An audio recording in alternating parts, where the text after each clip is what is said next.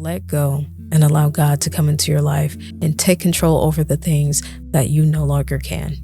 We are not supposed to have complete control over everything outside of ourselves.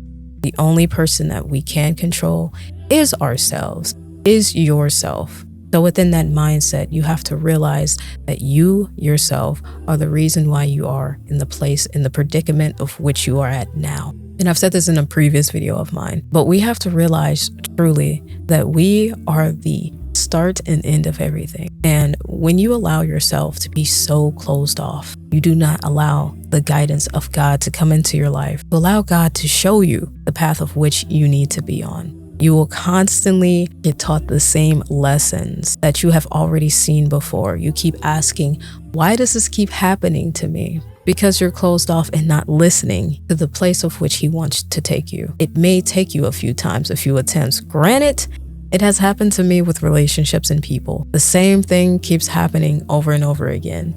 And instead of thinking that it's me, I keep thinking it is them. It is their reasoning, their choice, their decision, which is correct.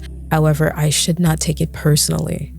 We like to take these things personally because these are things that we pour into. So we want to see that payout. We want to see the respects of which we have planted and to see that grow and prosper. But just because you started something with someone does not mean they owe it to you to continue growing and to continue building in the way which you see. That is rooted in expectation, and you do not want expectation to overrun your self-worth, value, and the boundaries you have within you. These are things that you can control. Your worth, your standards, your boundaries. These are things that you set and base yourself off of, not anyone else's decisions or choices, because that is outside of you. And once you start realizing that we all have our own life to live, you won't allow people outside of you to disturb your peace. And it's okay. Allow yourself space to make mistake.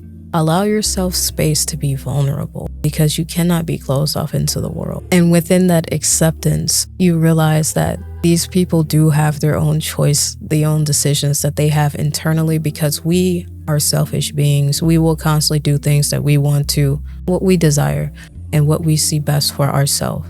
And if that isn't including of you, that is not something that you must take control of, trying to fix, manage, be seen by someone else, because your worth is already enough within you. You have to value yourself to a certain place to where you don't allow other people to give you that value, to give you that worth, to give you that respect. Because our lives are so vastly unique. We don't realize how our character impacts other people. The light of which you have is like no other.